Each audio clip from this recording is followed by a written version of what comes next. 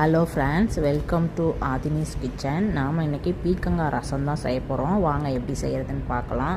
அதுக்கு துவரம்பருப்பு 2 ஸ்பூன் அளவுக்கு எடுத்துக்கோங்க. பூண்டு ஒரு 5-6 பூண்டு எடுத்துக்கோங்க. சின்ன வெங்காயம் கொஞ்சம் 10 வெங்காயம் அளவுக்கு கட் பண்ணிக்கோங்க. ஒரு பெரிய தக்காளி, 2 க்ரீன் சில்லி. பீக்கங்காய் வந்து நான் அரை பீக்கங்காய் எடுத்திருக்கேன். குட்டி குட்டியாக கட் பண்ணிக்கோங்க. ரசங்கிறனால கொஞ்சம் கம்மியாக தான் போட்டிருக்கேன். அதுக்கப்புறம் மஞ்சத்தூள் கொஞ்சம். இதில் வந்து எந்த மசாலாவும் கிடையாது. ரசம் செம்ம டேஸ்ட்டாக இருக்கும். அதுக்கப்புறம் தேவையான அளவு உப்பு போட்டுக்கோங்க. ஜீரகம் கொஞ்சமாக போட்டுக்கோங்க.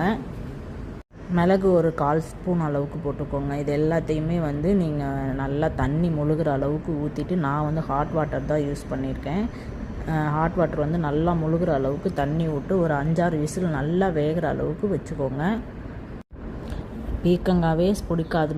மோஸ்ட்லி யாருமே பீக்கங்காய் சாப்பிட மாட்டாங்க. ஸோ இந்த மாதிரி ரசம் செஞ்சு கொடுத்தீங்கன்னா பீக்கங்காவும் நல்லா குழஞ்சிரும். அதில் இருக்கிறதே தெரியாது. ரசமும் நல்லா டைஜஸ்ட் ஆகும், நல்லா டேஸ்ட்டாகவும் இருக்கும். இந்த மாதிரி செஞ்சு கொடுத்து பாருங்கள். குழந்தைங்களும் நல்லாவே சாப்பிடுவாங்க. நல்லா குழஞ்சி வெந்ததுக்கப்புறம் இந்த மாதிரி ஸ்மாஷர் எடுத்து ஸ்மாஷ் பண்ணிக்கோங்க. அதுக்கப்புறம் லைட்டாக புளி கொஞ்சமாக ஊற வச்சுட்டு அந்த இதில் நீங்கள் வந்து ஆட் பண்ணிக்கோங்க. இதில் வந்து ஒரு தாளிப்பு கொடுத்துடலாம். நம்ம தாளிப்பு கரண்டியில் வந்து பார்த்திங்கன்னா கொஞ்சமாக ஆயில் விட்டுட்டு கடுகு, உளுந்தம்பருப்பு, அதுக்கப்புறம் வந்து கருவேப்பிலை, காஞ்ச மிளகாய் 2 கட் பண்ணி போட்டுக்கோங்க. இதெல்லாம் நல்லா பொரிஞ்சு வரட்டும். அதுக்கப்புறம் நீங்கள் வந்து ரசத்தில் ஊற்றிடலாம்.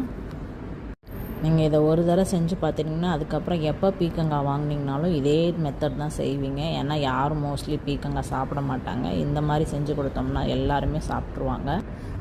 நம்ம ஊற வச்சுருக்கிற புளி தண்ணியை வந்து அதில் கொஞ்சம் ஊற்றிட்டு கொஞ்சம் நேரம் நல்லா கொதிக்க விட்டுருங்க. அந்த பச்சை வாசனைலாம் போகிற அளவுக்கு நல்லா கொதிக்க விட்டிங்கன்னா ரசம் ரெடி ஆகிடும்.